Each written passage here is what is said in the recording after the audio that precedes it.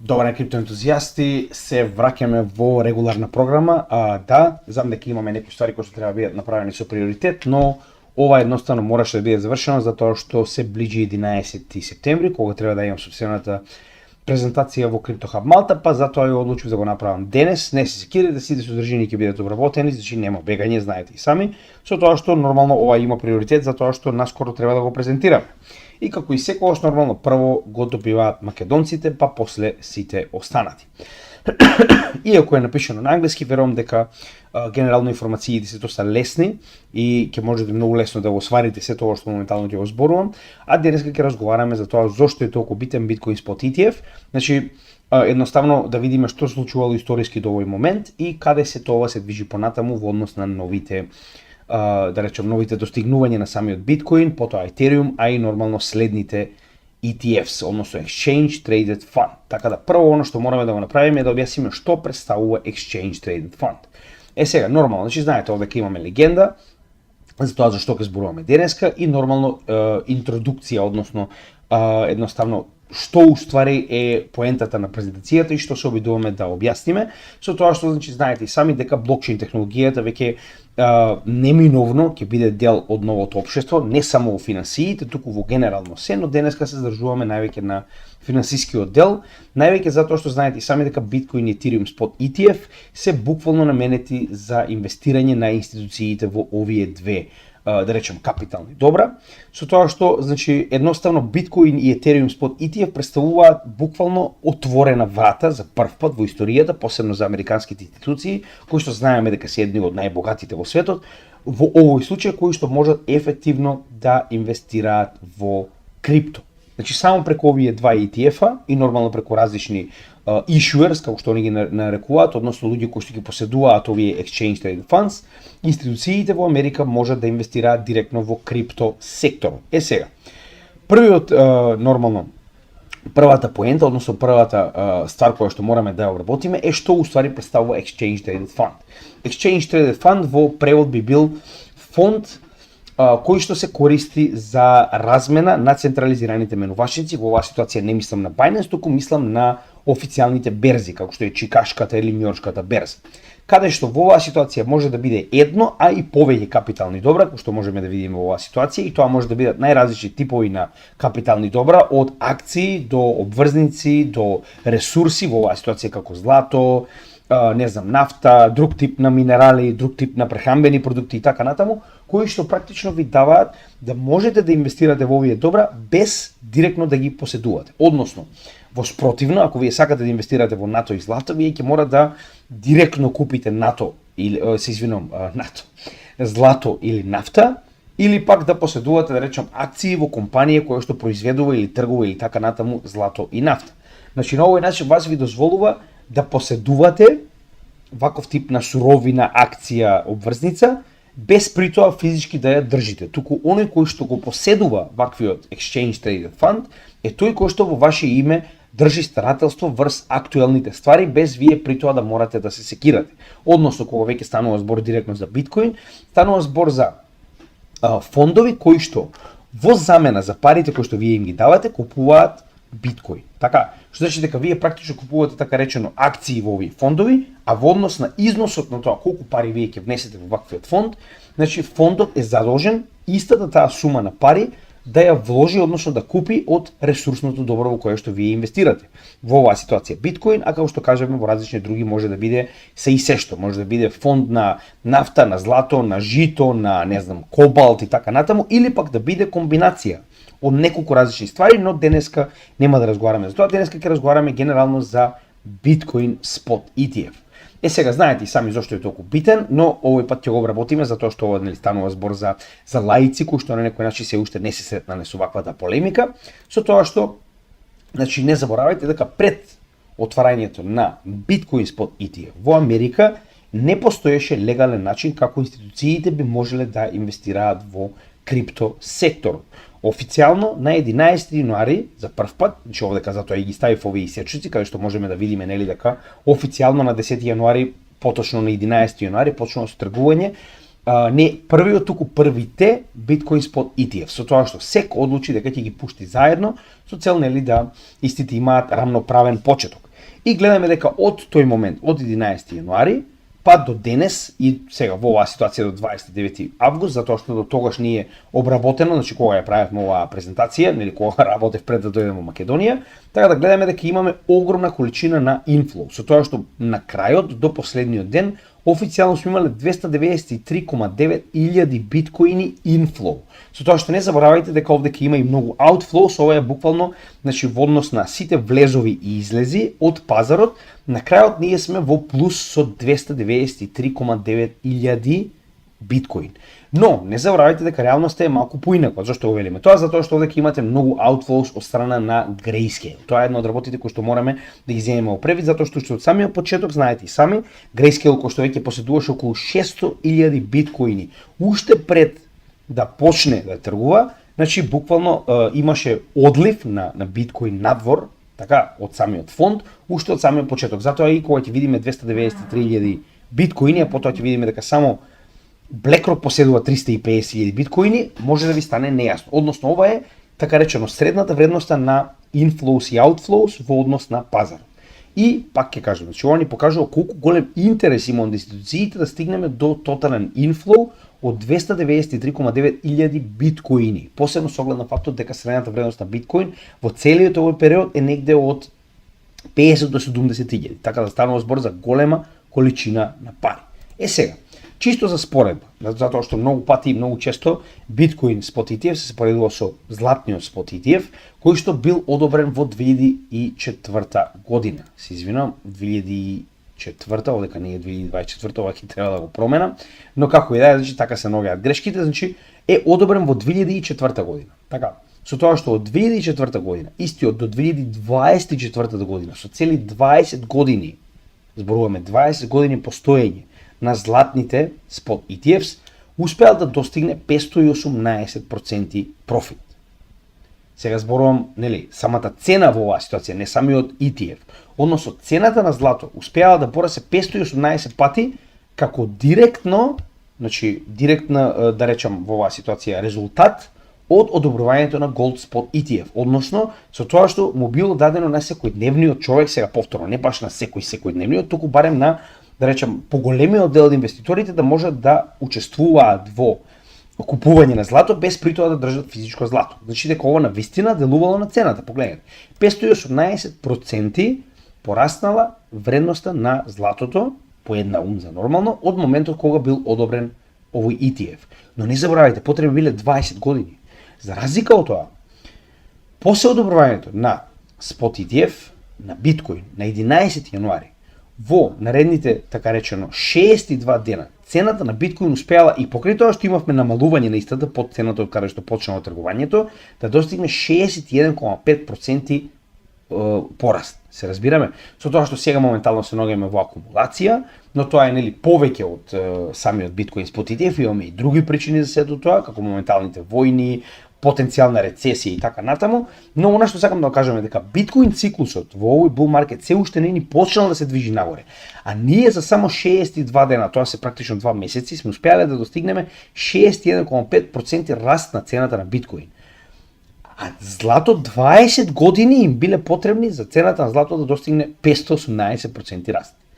Вие завршите, значи нели, вие направите заклучок на целата ситуација, но сакам само да напоменам дека ова е крајно голема разлика, така.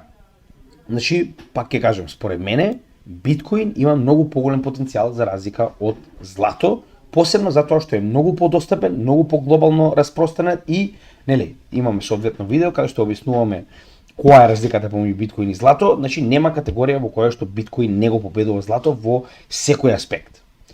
Како и да е. Значи, тоа е повторно околу потенцијалот, но нормално секој треба да направи заклучок за себе си дали оно што јас го зборуваме така или не, нормално.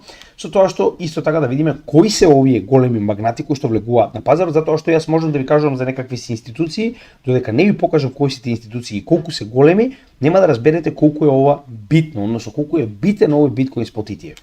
Значи, ова се официјално 12-те биткоин спот ETFs кои што беа одобрени, со тоа што почнуваат од најголемите според assets under management, односно колку капитал има под нивни менеджмент. Со тоа што нормално на прво место е BlackRock, кој што сега веќе надмина 10 трилиони, пред тоа беше 8,6, но во овој момент има повеќе од 10 трилиони капитал под свој менеджмент. Следене, Fidelity со 4,5 трилиони, Franklin Templeton со 1,5 трилиони и нормално се движиме надолу. Ова сепак се големи билионски суми, како што можеме да видиме, во однос со останатите кои што имаат свој биткоин спот ETF. Односно, гледаме дека ова не се некакви си мале компании кои што го направиле, туку станува збор за најголемите, и тоа во оваа ситуација конкретно првата и третата. Значи во оваа ситуација имаме прва и трета најголеми корпорации според Assets Under Management во светот. Така. И тоа ова се корпорации на кои што може да им позавидите во однос со тоа колку се големи. Нормално, станува збор за BlackRock и Fidelity. Со тоа што погледнете колку акумулирале официјално до 29 август. Grayscale, кој што нема да го земеме први, затоа што овој веќе ги имаше, значи он имаше 600.000 биткоини на почетокот на самиот тргувањето на ETFs. Сега моментално има 227, значи гледаме дека овој играч кој што полека излегува од играта, затоа што нели поради X причини, сега нема да логувам во овој момент, сме зборувале многу пати за Grayscale, направи едноставно луѓето да излегуваат од неговиот фонд затоа што едноставно неа подеси соодветно фи, односно колку проценти зема за старателство на стварите кои што моментално постојат на овој фонд и така натаму, не се ни битни. Но она што е битно е, погледнете. До овој момент, значи од така речено 11 јануари, така до 29 август. Еве сега моментално сме веќе и така речено септември, значи би рекол во некои оприлика 9 месеци Bitcoin Spot ETF, посебно на BlackRock, успеал да акумулира вкупно 21,2 милиарди вреден биткоин или 357,7, односно 357.730 биткоин. Што значи дека има акумулирано веќе 1,5% од вкупната количина на биткоин која што некогаш ќе има на пазарот, се разбираме. Значи погледнете колку многу за 9 месеци, така. Потоа Fidelity кој што има 10,6 милиарди долари вреден биткоин или 179.281 биткоин и така натаму. Така нема да навлегуваме, но она што сакам да кажеме дека првата и третата по големина корпорација во светот стигнале до момент каде што акумулирале енормна количина на биткоин и пак ќе кажам 21,2 милиарди и 10,6 милиарди вреден биткоин. Тоа ви кажува колку многу они го ценат и очекуваат од ова добро. Така, значи покрај тоа што имаме флуктуација на цената, покрај тоа што имаме, не знам, потенцијална рецесија, војни глобални и така натаму, они за овие 9 месеци не престанале да купуваат биткоин. Така, тоа е поентата и затоа и го ставив овој чарт на почеток да видите дека постојано имаме inflows, така, значи тоа големи. Иако сме имале денови кога сме имале големи количини на продажба, како на пример овде, сме имало продажба од 9,7, односно 9700 биткоини биле продадени, не значи од страна на ETF, така. Имало и такви денови, но во глобала имаме многу повеќе inflows од outflows. Сега, она што треба да го забележиме и зошто е тоа на крај толку битно, посебно на краток рок, е потенцијалниот прайс шок, односно шокот на цената кој што доаѓа, кој што е неизбежен, а е и наскоро потенцијално ќе се случи. Зошто го велиме тоа? Затоа што знаеме дека можеме фиксно да предвидиме колку, не предвидиме, туку знаеме, колку биткоин се произведува на дневно ниво. Така, значи во однос на досегашните халвинзи, последниот халвин во секој блок се произведува 3,125 биткоини. Така, на дневно ниво, на секој 10 минути се произведува еден блок или грубо, значи точна бројка би било 144 блокови во денот. Што значи дека 144 блокови по 3,125 биткоин, значи ние произведуваме на ден, сите мајнери заедно произведуваат на ден 450 биткоин. Толку. Нема повеќе, нема помалку. Значи на дневно се произведува 450 биткоин. Толку биткоини влегуваат на пазарот. Додека истите овие inflows кои што овде ќе ги гледаме, овде ќе ги представив малку појасно за да може да ги видите, че можеме да видиме дека имаме inflows дури и до 20.000 биткоини на одредени денови, но потоа сме имале и outflow, со тоа што овде го иззема в Grayscale, затоа што навистина ја буни целата оваа табела, генерално, затоа што Grayscale веќе скоро излегува од игра, гледаме дека од 600.000 истиот веќе надминува и се намалува помалку од 200.000, значи дека неговите outflows постепено се крајно намалени и очекуваме дека истите ќе престанат. Што значи дека outflow, факторот кој што го имавме, а тоа веќе самиот Grayscale, веќе на некој начин се неутрализира. Со тоа што овде ги ставив моментално сите inflows кои што ги имаме на дневно ниво. И гледаме дека во глобала од самиот почеток кога имавме многу поголема акумулација, за разлика од сега кога имаме некои геополитички и економски причини зашто немаме толку многу акумулација, во просек, значи ако ги споредите сите овие денови, ќе дојдете дека од 3 до 5000 биткоини во просек се купуваат на ден. Значи тоа се 3 до 5000 биткоини кои што овие биткоин спот ETFs ги акумулираат надвор од пазарот. И сега овдека зборуваме само биткоин спот ETFs. Значи овдека не ги ставаме китовите, овдека не ги ставаме ритейл секторот и нели секојдневните луѓе и компании. Значи ова е само овие 12 биткоин спот ETF кои што само они за себе акумулираат 3 до 5000 биткоини на ден. Што значи дека во оваа ситуација ние имаме прилика во просек од 8 до 11 пати повеќе конзумирано биткоин од пазарот од она што се произведува, односно 450 биткоин. Така. Што значи дека математички не е возможно вие да имате 450 биткоини произведени на ден, а од пазарот да излегуваат 3 до 5000 биткоини на ден. Значи само прашање на време кога нема да има доволно биткоин за да се купи, така? Значи тоа е оној неизбежен заклучок кој што се движиме. И автоматски, затоа што гледаме дека постојано има повеќе интерес отколку што нели луѓето ги продаваат на пазарот и овие ETFs понекогаш продаваат на пазарот, автоматски доаѓаме до заклучокот дека ова дури и наскоро ќе се случи затоа што имаме 8 до 11 пати повеќе конзумција, односно купување од страна на ETFs од она што се произведува. И пак ќе напоменам, без при тоа да ги земеме во предвид секојдневните луѓе, ритейл секторот кој што се уште не ни влегол на пазарот и плюс на се тоа исто така не можеме да ги изземеме кои што се многу битни, а тоа се самите китови. Така. Сега, гледаме дека историски биткоин за овој краток период од само 9 месеци, тоест 8 месеци, 9-тиот го почињаме сега, успеа да скрши многу рекорди кои што досега со години не биле скршени. Така, со тоа што првиот рекорд кој што го скрши е рекорд на количина на пари кои што биле тргувани во овој ETF и тоа овој пат зборуваме за самиот значи овдека сите ETFs ги земаме заедно. Така, значи овие 12 ETFs успеале во еден ден да направат трговија на купување и продавање од вкупно 4,6 милиарди долари. Така, само во еден ден. Втор пат успеа да го скршат тоа, значи погледнете. 7,7 милиарди. Значи во овие 8 месеци они успеале два пати да го скршат рекордот за најголема количина на волумен на трговија. Прво 4,6, а потоа 7,7 милиарди долари во оваа категорија на биткоин спот ETFs. Потоа во топ 25 во историски BITB е уствари BlackRock iShares биткоин спот ETF, значи е еден од топ 25-те кој што најбрзо стигнал до 1 милиарда акумулирани вреден биткоин, значи 1 милиарда во долари практично, акумулиран биткоин во овој биткоин спот ETF. Така, значи 1 милиарда акумулирано било што практично е рекордот. Така, значи иако е во топ 25 за најбрзо акумулирани 1 милиарда долари, е на прво место кога станува за 10 милиарди долари акумулирани и тоа го достигнал на 1 мај 2024 година, значи BlackRock iBit во оваа ситуација.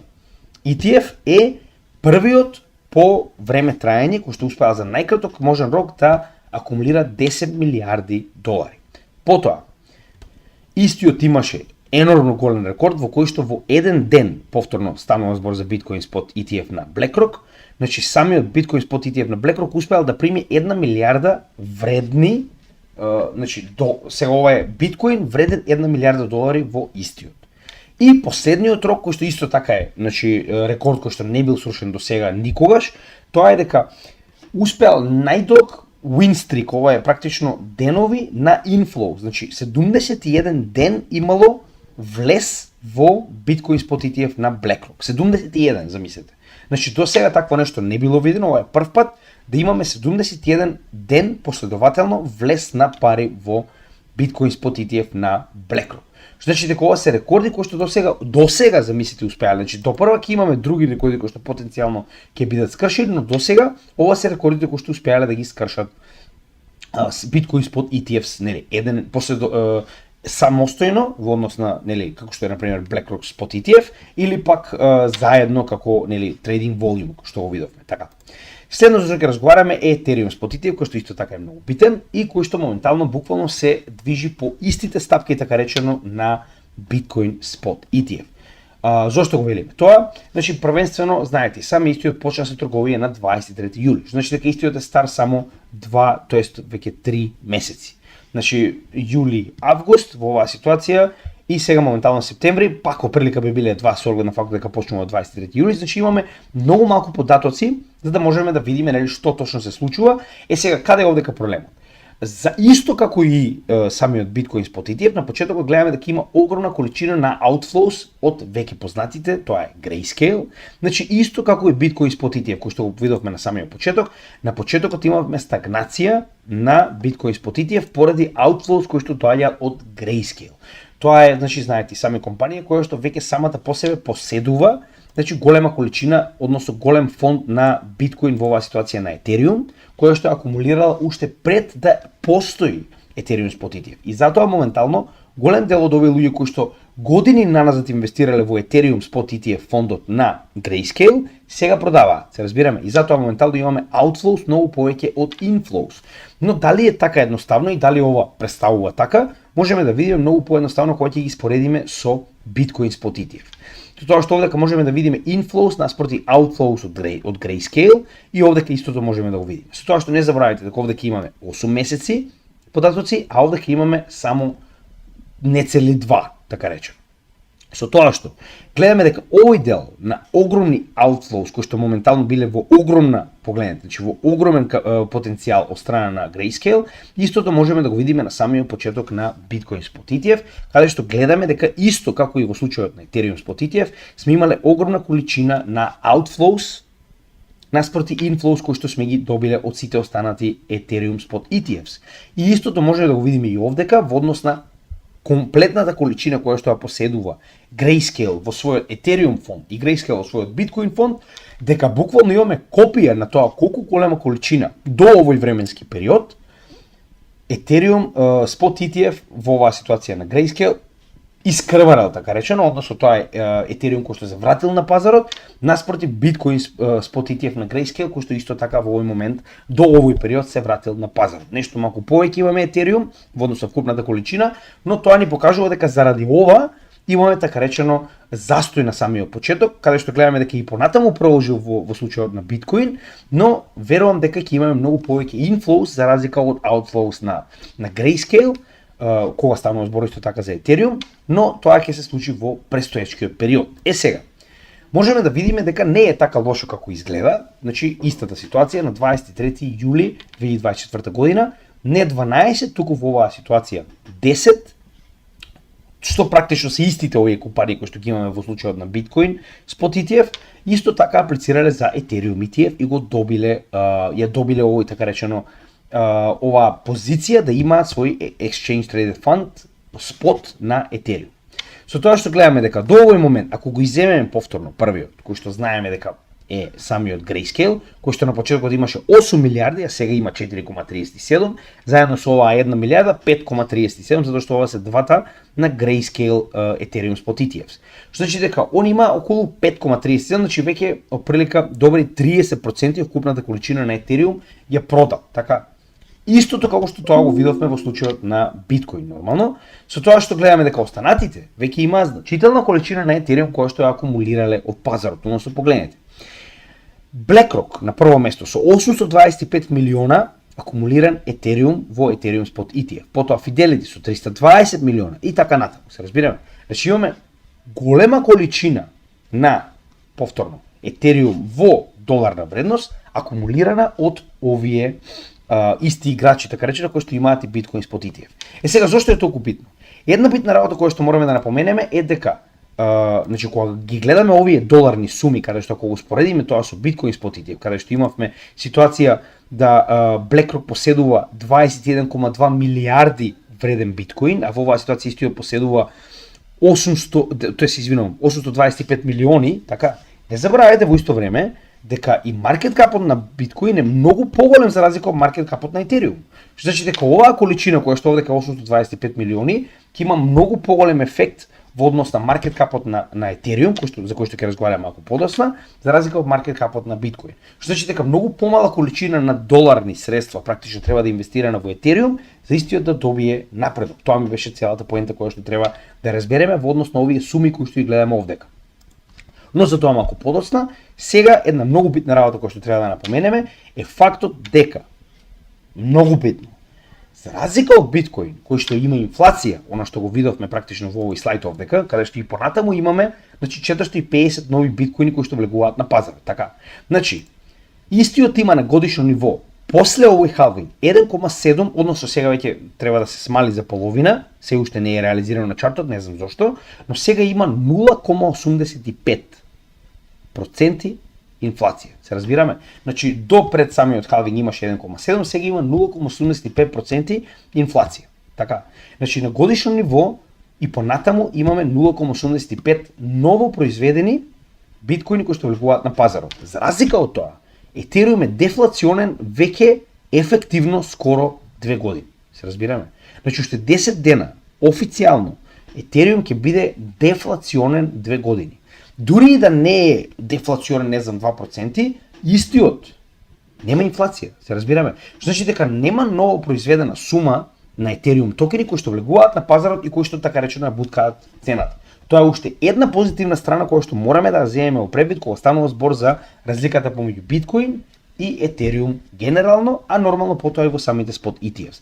Што значи дека гледаме моментално, ова е значи официјално од така речено 4 септември, дека имаме 885.000 етериуми кои што се горени на годишно ниво и 785.000 етериуми кои што се произведени. Што значи дека на крајот од денот на годишно ниво, ако се продолжи со ова темпо, ние треба да видиме минус 0,08% дефлационо кога станува збор за вкупната количина на етериум токени на пазарот. Што значи дека за разлика од биткоин, ние на годишно ниво губиме етериум токени, не добиваме плюс, се разбираме. Со тоа што ова јас верувам дека ќе се зголеми кога конечно ќе влеземе во следниот дел од бул маркетот, каде што етериум ќе биде многу покористен автоматски и дефлацијата ќе биде многу поголема како што овдека го видовме тоа на така речено подлабоките делови од претходниот bear маркет. Така. Што значи? Ова многу ќе ни помогне и потенцијално ќе добие многу подобри резултати Ethereum Spot ETF за разлика од Bitcoin Spot ETF гледано од аспект на инфлација. Следно, од аспект на market cap, кој што во оваа ситуација го спомнавме и верувам дека треба да биде вака за да биде полесно разбирливо. Значи, иако ние имаме големи outflows моментално, немаме потреба да имаме толку многу големи inflows како што тоа беше во Bitcoin Spot ETF за да имаме истата ситуација односно шок на цената како што тоа се очекува во биткоин, така? Значи, погледнете, маркет капот на Ethereum е 5 пати помал од маркет капот на биткоин. Нешто помалку од 5 пати, но еве, да речеме произволно 5 пати помал од вкупната количина на маркет капот на биткоин. Што значи дека многу помалку пари треба да влезат официјално во Ethereum и Ethereum Spot ETF за истиот да добие така речено шок на цената. И повторно уште еднаш да не забораваме дека немаме инфлоу, за разлика од ситуацијата дека што имаме 450 биткоини на ден инфлоус, а 3 до 5000 излегуваат од пазарот, во Ethereum немаме. Значи не постои инфлоу, односно нема нови токени. Гледаме дека многу повеќе дури и се губат токени за разлика од тоа што влегуваат на пазарот поради брн механизамот кој што го поседува Ethereum. Што значи дека ако овие инфлоус се управат како што тоа очекуваме да биде, затоа што знаете и сами дека моментално ова е буквално почетокот на Bitcoin Spot ETF каде што имавме повеќе outflows од inflows, сега моментално очекуваме дека ќе се случи обратното, односно дека ќе имаме многу повеќе инфлоус во следниот период кога нормално крипто секторот ќе се врати да речем да биде популарен. Така, она што го очекуваме од овој бул маркет, посебно во оваа зима. Кога тоа ќе се случи, затоа што имаме многу помала инфлација и многу помал маркет кап, Ethereum Spot ETF генерално може да биде многу попрофитабилен за цената на Ethereum за разлика од биткоин за биткоин цена. Се разбираме? Што значи дека во оваа ситуација Ethereum, уште еднаш ќе напоменам, јас реално очекувам да има подобар резултат кога станува збор долгорочно за својот спот ETF, нормално доколку истиот и понатаму има големи инфлоу со страна на Ethereum Spot ETFs. И повторно овдека пак да напоменеме дека овдека не се земени во предвид секојдневните луѓе и компании кои што купуваат Ethereum заедно со китовите, кои што многу можат ова да го поместат во една или во друга насока.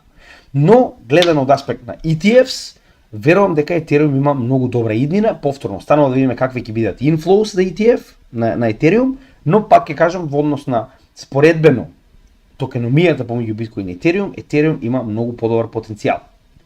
И следната тема, која што е последна тема во оваа ситуација, е дека Ethereum и Bitcoin Spot ETFs како што ние се убивме од зборување една година наназад, значи уште 6 месеци пред одобрувањето на Bitcoin Spot ETF, ние направивме видео во кое што кажаме дека само прашање на време кога ќе добиеме altcoin ETFs. Не е тука дали сакаат или не, мора. Ако се сеќавате, имаше една фацка, која што е за нас позната како најголемиот пермабул за биткоин и ништо друго. Истиот на 30 април изјави дека ниту една друга криптовалута ни по точка разно нема да добие свој спот ETF, не само тоа, туку истите ќе бидат прогласени за хартија од вредност. За еден месец подоцна, на 25 мај, значи точно еден месец, од 30 април до 25 мај, да излези да каже дека па добро, сега може сум бил грешка, еве добивме Ethereum спот ETF, очекувам дека и другите ќе добијат. Чекај, полега, што стана? Значи човек кој што исклучиво инвестирал во биткоин и кој што кажувал дека само биткоин и ништо друго на светот, сега наеднаш излегува и кажува, значи Майкл Сейлор е најпознат за тоа, дека ќе има и Ethereum и дека ќе има и altcoin спот ETF. Значи овој небањатиов балканец од Македонија што не ја разбира, уште пред една година ви кажувал дека тоа е неизбежно, а овдека, нели, господинот Пермабул, на кој што егото му беше погодено кога испада дека не е во право, излезе и си кажа дека па добро, па можеби и не е така лошо, ние сме еден сектор, ќе продолжиме заедно, како и да е. Заклучокот е многу јасен. Неизбежно е да имаме altcoin ETFs, баш заради тоа што сите се свесни кој е потенцијалот на оваа технологија и на сите овие засебни коини кои што имаат своја технологија, различно од биткоин, различно од Ethereum, и потенцијалот за профит од altcoin spot ETFs. На сите им е јасен. Почнувајќи од најголемите корпорации како BlackRock, Fidelity и така натаму. Но се со ред. Се уште е рано, но фактот и моментот кога конечно беше одобрен Ethereum spot ETF го гарантираше тоа дека веќе неизбежно е да добиеме altcoin spot ETFs, само прашање на време е кога.